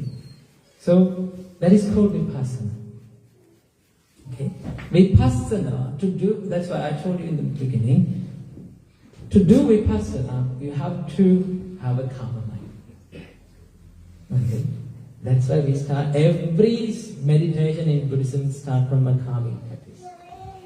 And it slowly takes the practitioner, the Buddha takes the follower towards the insight. Okay? Good. So any other questions? Thank you very much, Bhante. I'd like to ask a question. For children, what would be the best type of meditation for them? Apart from cleaning dishes, meditation. Thank you. From small ages, I can remember we were taught Maitri meditation, loving kindness, when we were little. But I used to use it to fall asleep at night. Any advice would be appreciated. Thank you. I would like to introduce for kids of all ages. Okay. One of the good these are not, let's not call them meditations, because as soon as you call them meditations, you think that you have to find a time, you have to light lamps around you, and put crystals around you and meditate. No. Okay? For everyone, all of us, let's practice one meditation. This is one part of loving kindness meditation. Okay? Let me ask a question for you. How many times do you eat a day? Usually have 3 meals. Okay? If you're not having your food outside, if you're having it at home, on a plate, one thing you do, you bring this plate to the sink to clean. Isn't it? Yes. When you clean this plate, think. Now when you clean the plate, there are little food scraps, little things, they fall into the sink and they goes down the drain and they somehow it goes to the ground, to the earth. There are tiny little animals. They're being fed by this little food that you throw away. Okay? When you wash your dishes, when you do your dishes, okay, think, may all these food particles, little particles, little parts that I throw away, may this be a food to a little animal. Okay. This is this is one simple loving kindness practice that I do. When I learned this from after becoming a monk. When we wash our arms bowl after having lunch, breakfast, we wash our arms bowl and we throw the water away. We have to think. We were taught to think that may these food particles be a food to an animal, so that you dispose it with a mind of loving kindness, giving. Okay? And when you do this, the Buddha said that is also a good merit to your life, a good thing that you do. Okay? But in the beginning it is not easy. I know that all of you will do this today. But tomorrow all of you will forget. Okay? If you can practice it every day, it becomes one part of your life. So that every day when you wash your dishes, you wash it with a positive mind. A little meditation that we do. Do we need to set time and put crystals around you to do this? No. Very simple. Okay? That is called loving kindness. Loving kindness is not a meditation. It's a virtue. It should come through what we do in our day. How we speak, what we do, how we treat people, how we treat ourselves. That's the most important. So let's practice that. Can you? Try it. Go home and try it. Okay? Then, ladies and gentlemen, you don't have to look at the dishes when you have a whole pile of dishes. Don't look at it, okay, my God, you think, okay, I can do this meditation many times, isn't it? They're not happy with me. Okay, good. That's a little meditation that you can do. For all of you. Okay? Good. Any other?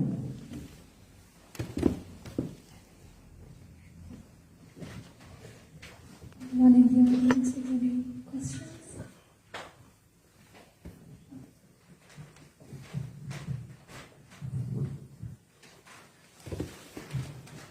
Meditation bless you, Mahindasiri and everyone.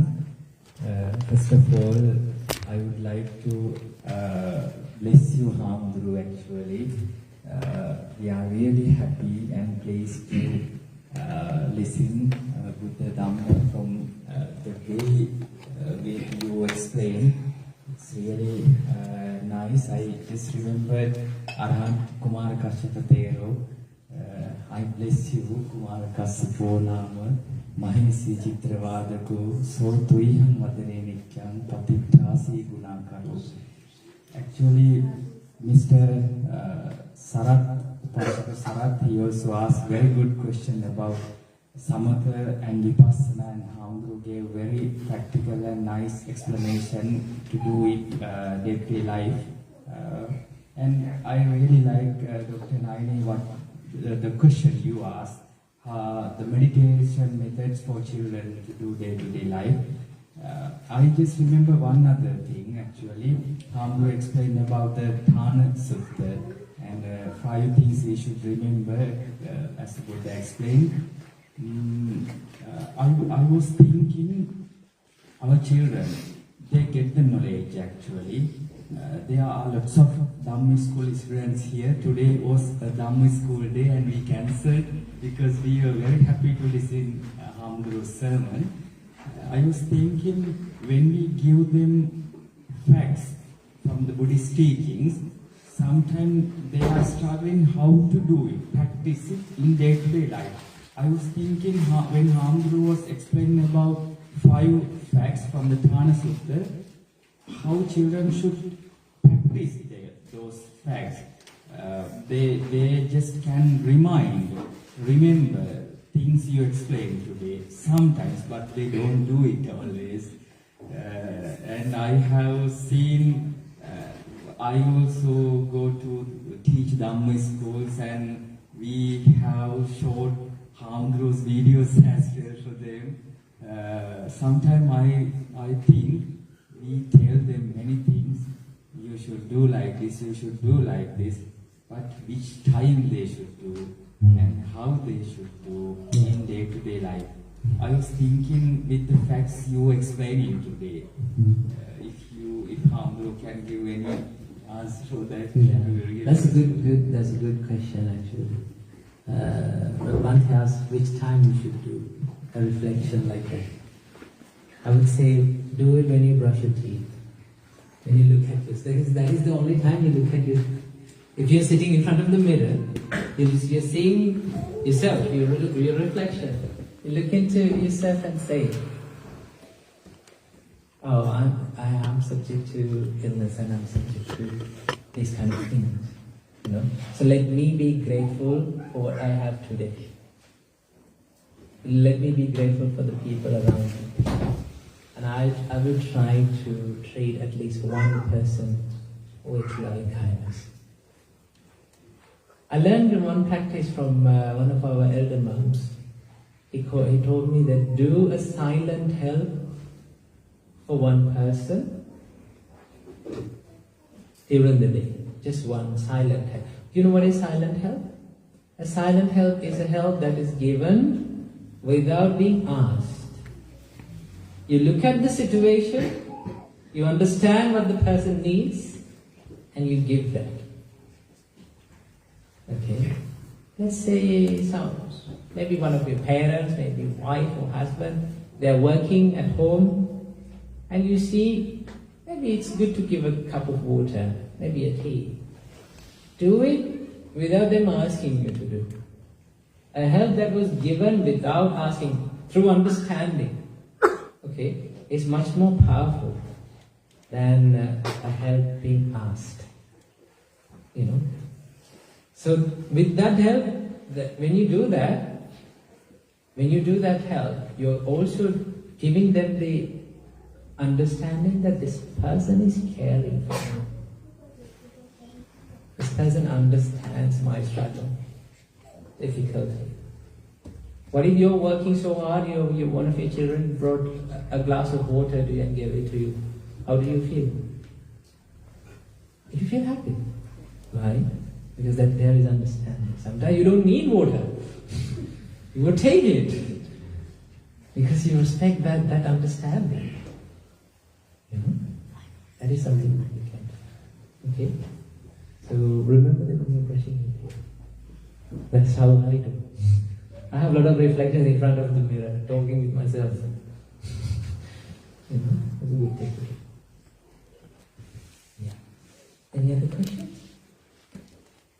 Yes? Why did Buddha leave his family and his friends away to meditate?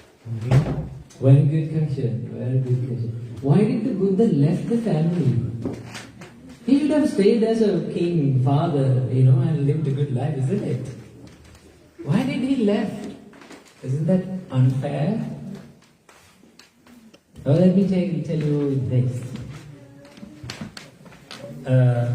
Buddha saw a problem in humankind that no one was caring much about. Buddha saw that every human being is suffering, but no one is trying to find a solution for this. No one is trying to understand it. Okay? So what happened?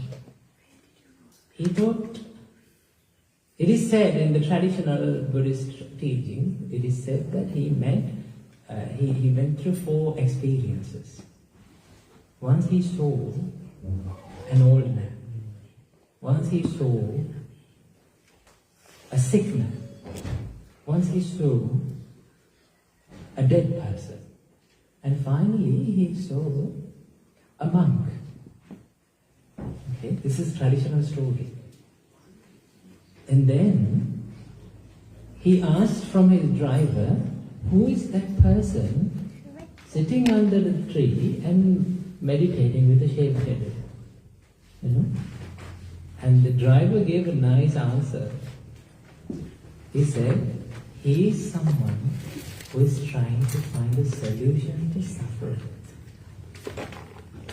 And that hit home for him. He said, oh, that's a good thing. That's a very good thing to do. Maybe I should do it. Okay? Because I know that I'm suffering. My child is suffering. My wife is suffering. Everyone around me is suffering. All humankind, all living beings are suffering. So I need to find a solution. But to do this, I need to be so focused. I can't do everything and find the solution. So let me find the solution. I need to focus. So I need to go. I need to move out. But to move out, it's not easy for him. He was a prince. He grew up in a castle.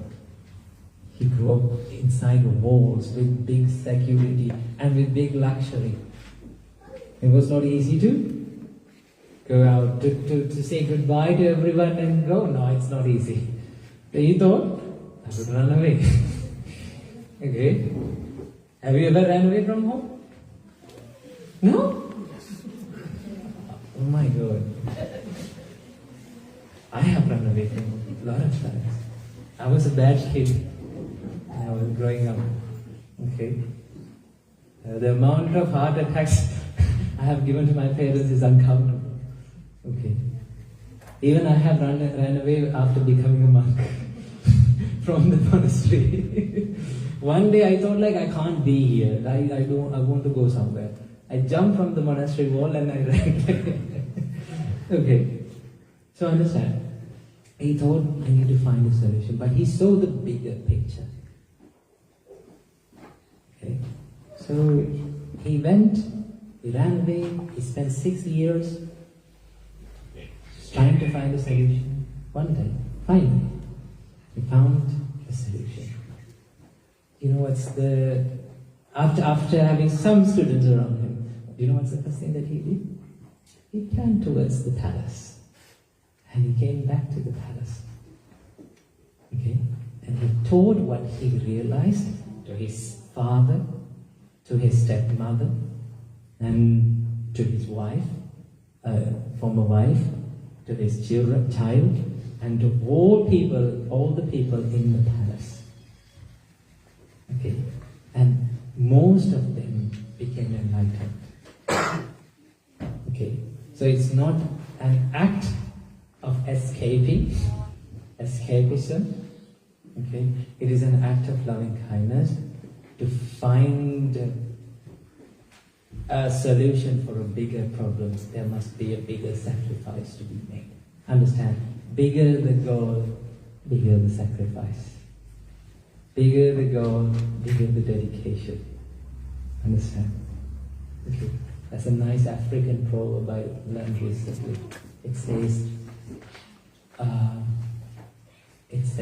a cat that dreams of becoming a lion must lose its appetite to rats. Okay, as a cat needs to dream of becoming a lion one day, but still finds so tasty with what? Rats finding rats. So you have to give it up.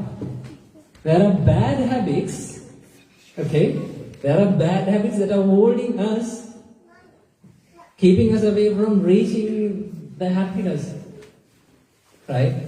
Reaching what we are looking for in life. You have to let go of them. To be great, you have to make a dedication. You have to let go of things. Understand? It is not easy. Okay? It is not easy. Yeah. That's why he ran away. To find a solution for everyone. That's why we listen to everything right now, because of he ran away, because he ran away. You know? Good. More questions, please.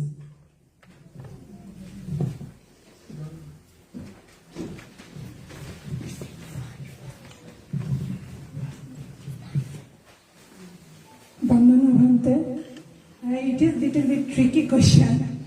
I don't know how to explain. My daughter, she asked to me, Buddha thought, don't harm who is the living being or who has a life. So, why we eat the plants? Or is it like it's very tricky? How do it like is it like if I eat the vegetables, it also have a life. So, how can I explain to her? Is it like it is not this kind of.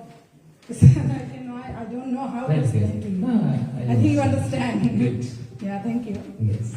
So, let me tell you with harming life, what Buddha meant by that. The Buddha told that intention is karma. Can you say it again? Intention is karma. What defines whether it is good or bad? Buddha doesn't use the word good or bad. Buddha uses a word called skillful and unskillful. Okay? What determines the skillfulness or unskillfulness of something is your intention behind it. Okay? If you have the intentions of violence, anger, delusion, that creates a karma. When you have vegetables, do you have thoughts of intentions of violence? No. You don't have intentions of killing, do you? Yes. Okay. So, intention is the most important thing. But when we have vegetables, okay, or any other thing, sometimes if we think in that way, we think, okay, it can be a harmful thing. If we think like that, it is very difficult for all of us to live in this world. Why? When we step outside, when we walk on the street, sometimes we don't know. Animals are being killed. We step on little ants. Do you understand? Understand that existence of a human being or existence of any being creates suffering innately to other beings. The most important thing that we should do is we do not create suffering intentionally. Okay? We don't create suffering intentionally. So when we have some vegetables or when we have some fruits, we don't have the intentions of killing, do you? You don't, right? Don't go to vegetables and say, let me kill you. Don't do that, okay? So if you think like that, don't eat. Okay, so the most important thing is the intention. Okay? But there is a religion which takes this concept of non-violence to the very extreme. And that religion is called Jainism. Okay? They took this practice of non-violence to the very end.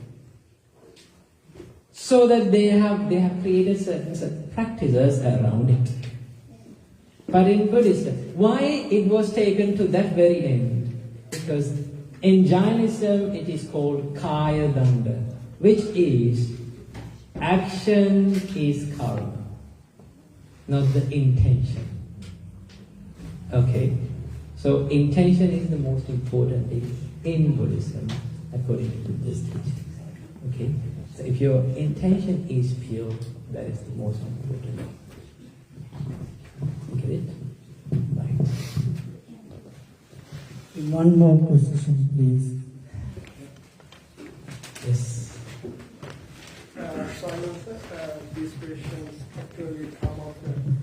These questions actually come up in my daily life as a father.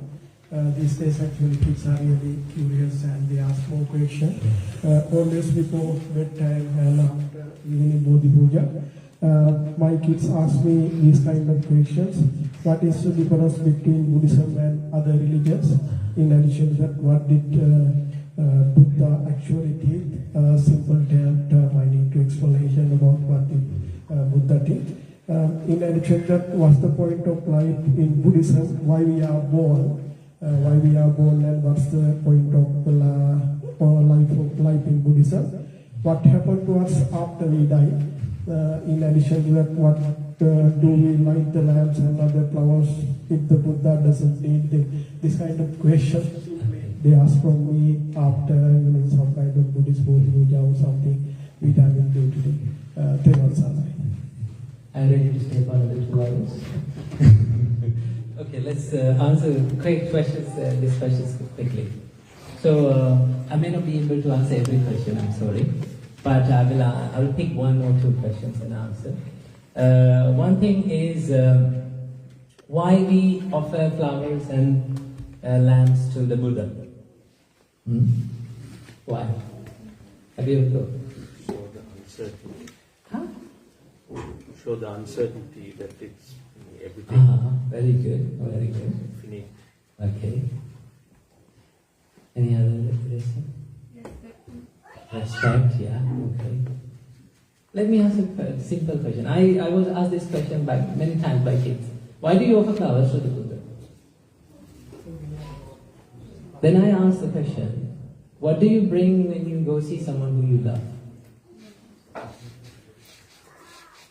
What do you bring? You bring a little bit of flowers, isn't it? A flower is a human way of showing love towards someone, a gratitude towards someone, thankfulness towards someone. So when we keep flowers in front of the statue, actually we are not giving flowers to the statue. Okay. We are being gratitude towards the teaching of the Buddha. We are being grateful towards the teaching of the Buddha. We show love towards that. And that's a very simple act to do. And again, this can be turned into a meditation of impermanence when you look at the flower. And when it fades away, you understand this is impermanent. Same like my life. Okay? So that is a very simple thing. Again, another one. What is the point of this life? What's the difference between Buddhism and other? Okay, what's the difference between Buddhism and other religions? Buddhism is not a religion, but in the concept of religion. Okay, religion. The word religion means binding your faith towards a supernatural being. Okay, a God. In that sense, Buddhism is not a religion. Buddhism is a religion for tax purposes. Okay, so Buddhism is a way of life in more sense. It is not a philosophy, understand. Philosophy is far more different than Buddhist teachings. Philosophy is a study of a concept. So that you study it, that's all. That is knowledge. This is not knowledge. This is living experience. Okay. So, other religions and Buddhism, so it's very difficult to compare other religions and Buddhism because this is not a religion. Understand? Tell to your kids that this is a way of life. So that a Christian can practice what? Buddhism. A Muslim can practice Buddhism. A Hindu can practice Buddhism. That doesn't make them what? Buddhist. The word Buddhist was never there in the Buddha's time. There was a word that was called for the so-called Buddhist in Buddha's time. It's called Buddha Sāvaka. The word Buddha Sāvaka means the one who listens to the Buddha. That's all. Okay. One who listened to the Buddha and applied those things to their life. That's all. Okay. So tell your kid that Buddhism is not a religion, it's a way of life. And you take what is good for you and change your life and make your life better. Got it? Good. If we try comparing them so that we make changes, we set boundaries and we set separations. Okay, it's good to keep them open-minded so that they can explore what is being taught, and they are not being forced. Understand?